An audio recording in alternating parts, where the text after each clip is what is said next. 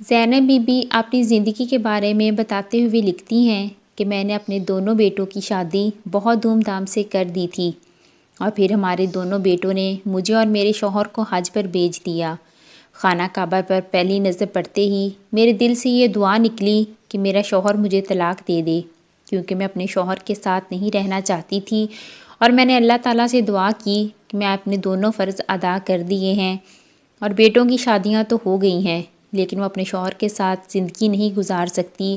جب سے میری شادی میرے شوہر کے ساتھ ہوئی ہے تو میں یہ ایک بوجھ کی طرح زندگی گزار رہی ہوں، اس لیے میں اس بوجھ کا مزید برداشت نہیں کر سکتی۔ خانہ کعبہ پر یہ دعا مانگ کر میں اور میرے شوہر دونوں پیدل ہی ہوٹل کی طرف چلنے لگے، کیونکہ ہوٹل قریب ہی تھا، اور میرے شوہر 80 سال کے ہونے کے باوجود اتنی تیزی سے چل رہے تھے جبکہ میں صرف ابھی 24 سال کی تھی اور مجھ سے چلا بھی نہیں جا رہا تھا۔ پھر اچانک سے مجھے چکر آنے لگے اور میں وہیں گر گئی۔ جب مجھے ہوش آیا تو میں ہسپتال کے کمرے میں موجود تھی، اور وہاں میرے آس پاس عربی ڈاکٹر موجود تھے۔ مجھے سمجھ نہیں آ رہی تھی کہ آخر میرا شوہر حیدر کہاں چلا گیا۔ اب میں نے عربی ڈاکٹروں سے پوچھنے کی کوشش کی کہ میرا شوہر کہاں پر ہے، جس پر انہوں نے میری زبان نہ سمجھتے ہوئے اپنی زبان میں کچھ کہہ رہے تھے جو کہ مجھے سمجھ نہیں آ رہی تھی۔ نہ وہ میری زبان سمجھ رہے تھے اور نہ ہی مجھے ان کی بات سمجھ آ رہی تھی۔ میں بری طرح گھبرا گئی کہ اب کیا کروں، اس لیے میں نے عربی ڈاکٹروں سے پوچھنے کی کوشش کی کہ مجھے یہاں پر کون لے کر آیا ہے، لیکن کسی کو میری بات سمجھ نہ آتی، نہ کوئی جواب دیتا، اور میں رونے والی ہو گئی کہ میں اب کیا کروں۔ اسی پریشانی کے عالم میں شام ہو گئی۔ شام کو جب ایک ڈاکٹر میرے چیک اپ کرنے کے لیے آیا تو میں نے اس سے بھی یہی سوال کیا کہ میرا شوہر کہاں ہے۔ مجھے جب سے ہوش آیا ہے میرا شوہر نظر نہیں آ رہا، مجھے میرے شوہر کے پاس جانا ہے۔ اور جب اس نے مجھ سے اردو میں بات کی تو میں اس قدر حیران ہو گئی کہ اتنے سارے افراد میں کوئی تو ہے جو میری زبان کو سمجھ سکتا ہے اور میری طرح بول سکتا ہے۔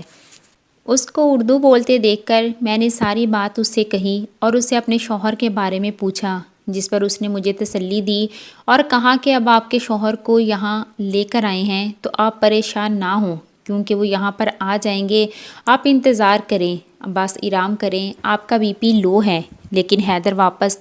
نہ آئے تو میں نے پھر اس عربی ڈاکٹر کے بارے میں پوچھا۔ اگلی صبح جب وہ ڈاکٹر دوبارہ آیا تو میں نے اسے اپنے شوہر کے بارے میں پوچھا، اور اس نے مجھے کہا کہ آپ ایسے کریں کہ آپ مجھے اپنے ہوٹل کا نام بتائیں تاکہ میں آپ کو وہاں پر چھوڑ آؤں۔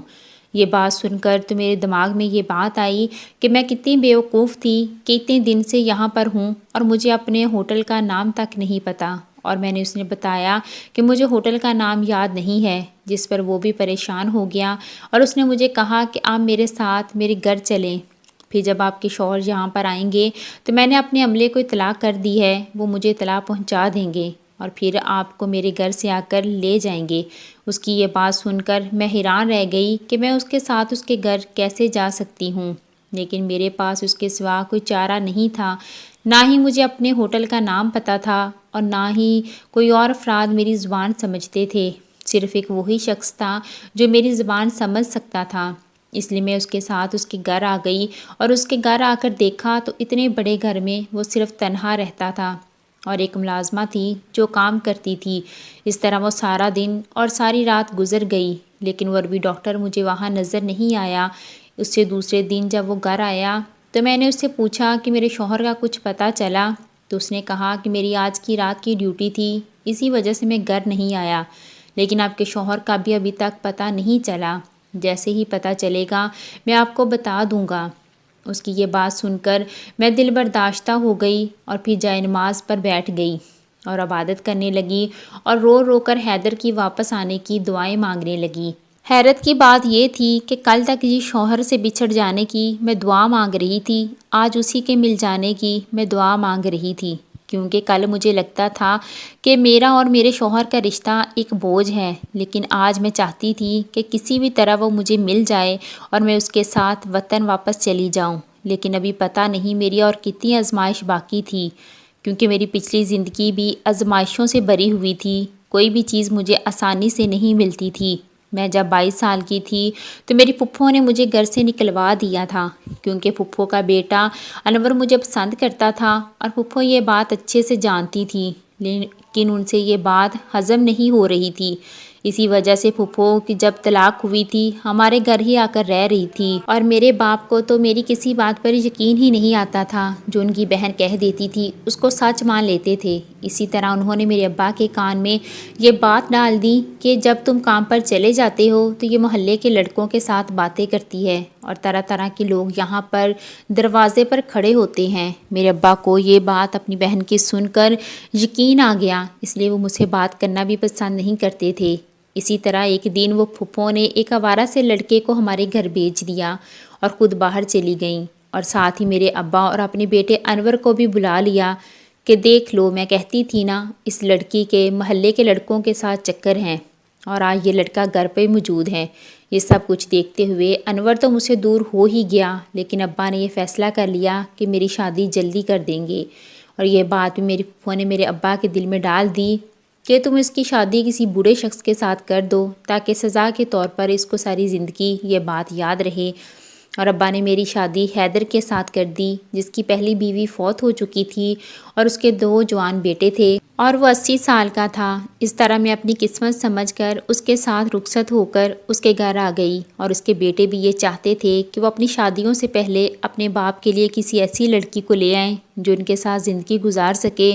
اور ان کو پھر اپنے باپ کی طرف سے پریشانی بھی نہ ہو۔ یہ سب کچھ دیکھتے ہوئے میرا دل روز خون کے آنسو روتا تھا، اور میں چاہتی تھی کہ میرا شوہر مجھے چھوڑ دے، اور کیونکہ میں خود انور کو پسند کرتی تھی میں چاہتی تھی کہ میں اس کے ساتھ ہی دوبارہ شادی کر لوں اور میرا شوہر مجھے طلاق دے دے۔ اسی طرح کرتے کرتے 1 سال گزر گیا اور میرے دونوں بیٹوں کی شادی بھی ہو گئی اور وہ اپنے اپنے گھر بار کے ہو گئے۔ پھر انہوں نے ہمیں حج پر بھیج دیا۔ اب میں نے دل میں یہ ارادہ کیا کہ جو سال سے دعا یہاں مانگ رہی تھی، جہاں قبول نہیں ہوئی، تو خانہ کعبہ جا کر یہ دعا ضرور مانگوں گی کہ میرا شوہر مجھے چھوڑ دے،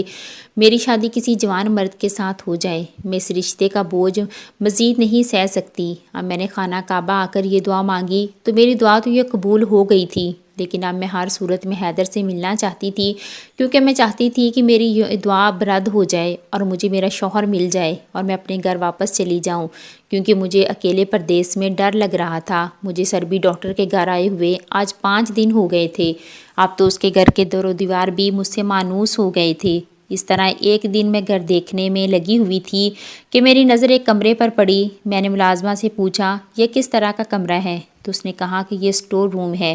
مجھے پرانی چیزیں دیکھنے کا بہت شوق تھا، اس لیے میں اسٹور روم کے اندر چلی گئی، لیکن جب سامنے میری نظر پڑی تو میرے پاؤں کے نیچے سے زمین نکل گئی، اور مجھے اس بات کی حیرت ہو رہی تھی کہ میں اس عربی ڈاکٹر پر بھروسہ کر کے یہاں پر کیوں آئی ہوں۔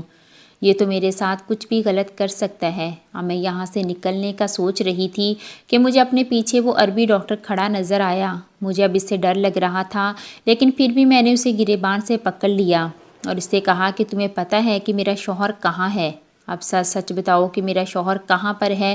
تم مجھے دھوکے سے یہاں لے کر آئے ہو۔ تو عربی ڈاکٹر نے کہا کہ میرا نام زہیب ہے اور میں پیشے کے لحاظ سے ڈاکٹر ہوں۔ اگر تم میری بات تسلی سے سنو گی تو میں تمہیں ساری حقیقت بتا دوں گا۔ اور پھر نہ چاہتے ہوئے بھی مجھے اس کی بات سننی پڑی۔ وہ اسٹور روم سے بیگ اٹھا کے لے آیا جس میں میرا سارا سامان موجود تھا اور میرا پاسپورٹ بھی، وہ بیگ جو ابھی تک میرے پاس موجود نہیں تھا جبکہ میں بے ہوشی کی حالت میں سڑک پر پڑی ہوئی تھی جب میرا شوہر مجھے ہاسپٹل لے کر چلا گیا ہوگا۔ اور وہ ہوٹل کے کمرے سے بیگ یہاں پر کیسے آیا، مجھے اس بات کو جاننا تھا۔ اور جب وہ بیگ لے کر آیا تو اس میں سے ساری چیزیں میری تھیں۔ پھر اس نے مجھے کچھ کاغذات نکال کر دیے، اس میں میرے شوہر حیدر کا خط بھی تھا جو کہ میں نے پڑھا تو میرے پاؤں کے نیچے سے زمین نکل گئی، کیونکہ حیدر مجھے طلاق دے چکا تھا اور اس نے صاف صاف لکھ دیا تھا کہ میں جانتا ہوں کہ 1 سال کا عرصہ یہ تم نے کیسے گزارا ہوگا، تم مجھ سے نجات حاصل کرنا چاہتی تھی اور مجھے بھی ہم دونوں کا جوڑ بے جوڑ ہی لگتا تھا، اسی وجہ سے میں نہیں چاہتا تھا کہ تم ساری زندگی اپنی میرے ساتھ برباد کر لو۔ میں چاہتا ہوں کہ تم کسی جوان شخص کے ساتھ شادی کر لو اور تاکہ تم خوشیوں بھری زندگی گزار سکو۔ یہ ڈاکٹر زہیب میرے دوست کا بیٹا ہے، تم اس سے شادی کر لو، یہ بھی تم سے شادی کرنے کے لیے راضی ہے کیونکہ اس کے والدین تو بچپن میں انتقال ہو گیا تھا اور یہ اکیلا یہاں رہتا ہے، روپے پیسے کی بھی کوئی کمی نہیں ہے، بس یہ تنہائی کا شکار ہے، تم اسے پیار دینا جس کا یہ حقدار ہے، میں تمہیں طلاق دے رہا ہوں اور عدت گزار لینے کے بعد تم زہیب کے ساتھ شادی کر لینا اور اپنی زندگی سکون کے ساتھ گزارنا۔ یہ خط پڑھ کر تو میرے رونگٹے کھڑے ہو گئے کہ میں حیدر کے ساتھ ایسے کیسے کر سکتا ہے، لیکن دل میں جو خواہش تھی وہ تو پوری ہو چکی تھی، کیونکہ میں چاہتی تھی کہ وہ مجھے طلاق دے دے اور میں کسی جوان مرد کے ساتھ شادی کر کے زندگی گزاروں اور بڑھاپے کے ساتھ زندگی نہیں گزارنا چاہتی تھی۔ اب میں زندگی میں ہر طرح کا سکون ہے۔ میں نے اپنی عدت پوری کر لینے کے بعد ڈاکٹر زہیب کے ساتھ شادی کر لی تھی اور ہم دونوں اپنی زندگی میں بہت خوش اور مطمئن ہیں اور جس طرح سے اس کا ساتھ چاہتی تھی مجھے مل گیا۔ آپ لوگوں کا اس بارے میں کیا خیال ہے؟ کیا حیدر نے مجھے طلاق دے کے صحیح فیصلہ کیا؟ آج کل بھی اس طرح کے مرد پائے جاتے ہیں کیا، جو دوسروں کی خوشی کی خاطر اپنی خوشی کو قربان کر دیں؟ کہانی اگر آپ لوگوں کو اچھی لگی ہو تو ویڈیو کو لائک کر کے چینل کو سبسکرائب ضرور کریں تاکہ آنے والی تمام سٹوریوں کی نوٹیفیکیشن آپ لوگوں کو ملتے رہیں۔